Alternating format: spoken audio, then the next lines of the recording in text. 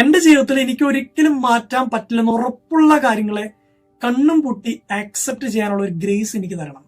ചിലപ്പോൾ നിങ്ങൾ ജനിച്ചു വീണ വീട്, നിങ്ങൾക്ക് കിട്ടിയിരിക്കുന്ന ഷേപ്പ്, നിങ്ങളുടെ ഭംഗി, അല്ലെങ്കിൽ നിങ്ങൾക്കുള്ള കഴിവുകൾ, ചില കാര്യങ്ങൾ നമുക്കത് കിട്ടാൻ പറ്റില്ല.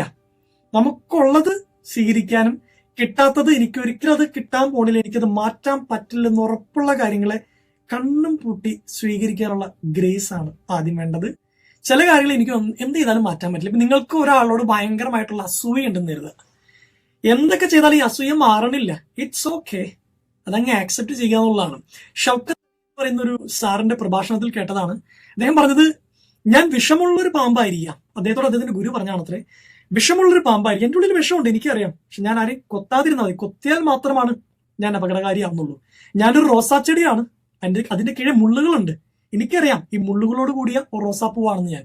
നിങ്ങൾക്ക് ആരെങ്കിലും അസൂയ ഉണ്ടെങ്കിൽ, എന്തെങ്കിലും കാര്യത്തോട് ഭയങ്കരമായിട്ടുള്ളൊരു ദേഷ്യം തോന്നുന്നുണ്ടെങ്കിൽ, ചിലരോടൊക്കെ വെറുതെ ഒരു കാര്യമായിട്ട് വെറുപ്പ് തോന്നുന്നുണ്ടെങ്കിൽ, ഇറ്റ്സ് ഓക്കെ, നിങ്ങൾ കൊത്താതിരുന്നാൽ മതി, ആ മുള്ളുകൊണ്ട് കുത്തി നോവിക്കാതിരുന്നാൽ മതി, ആക്സെപ്റ്റ് ചെയ്യുക അതിന്റെ ഉള്ളിലുണ്ടെന്ന്.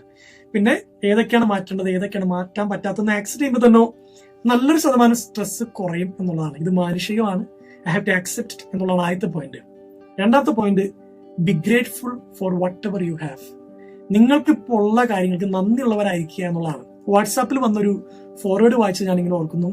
അതായത്, ചെറുതായിട്ട് ചോരുന്ന നിങ്ങളുടെ വീടില്ലാത്തവന്റെ സ്വപ്നമാണ്. ഒരുപാട് സ്ട്രെസ് ഒക്കെ നൽകുന്ന, മാസം ഒരു 10,000 10,000 കിട്ടുന്ന ഭാരം നിറഞ്ഞ ഒരു ജോലി പോലും ഇല്ലാത്തവന്റെ സ്വപ്നമാണ്. നിങ്ങളുടെ ആരോഗ്യമില്ലാത്തവന്റെ സ്വപ്നമാണ്. എപ്പോഴും നിങ്ങളെ ഭ്രാന്ത് പിടിപ്പിക്കുന്ന നിങ്ങളുടെ മക്കളില്ലാത്തവരുടെ സ്വപ്നമാണ്. എന്നും ഒരുപക്ഷെ തല്ലുകൂടുമ്പോൾ വാക്കുകൾ കൊണ്ട് നിങ്ങൾ കുത്തി നോയിപ്പിക്കുന്ന നിങ്ങളുടെ അമ്മയില്ലാത്തവന്റെ സ്വപ്നമാണ്. B grateful four what ever you have. Japanese ആളുകളുടെ മെത്തേഡ്സിൽ ഒന്നാണ് ബി ഗ്രേറ്റ്ഫുൾ. എല്ലാ ദിവസവും ദൈവമേ ഈ പ്രഭാതം കാണിച്ചതിന് നന്ദി. മൂന്നാമത്തെ പോയിന്റും ഏറ്റവും പ്രധാനപ്പെട്ട പോയിന്റും എന്ന് പറയുന്നത് ഫോക്കസ് എന്നുള്ളതാണ്. നമ്മളെപ്പോഴും ജപ്പാൻകാരെ കുറിച്ച് പറയുന്ന ഒരു കാര്യം, Japanese people are hard working എന്നുള്ളതാണ്. അവരുടെ കഠിനാധ്വാനത്തെ കുറിച്ചും ഡിസിപ്ലിനെ കുറിച്ചൊക്കെ നമ്മൾ എപ്പോഴും സംസാരിക്കാറുണ്ട്. പക്ഷെ ശരിക്കും പറയുന്നത് എന്താണെന്ന് വെച്ചാൽ അവർ ഹാർഡ് വർക്കിംഗ് അല്ല. അവരൊരു കാര്യം ചെയ്യുമ്പോൾ 100% ആ പ്രോസസ്സിലേക്ക് കൊടുക്കും. കഠിനാധ്വാനമല്ലത്.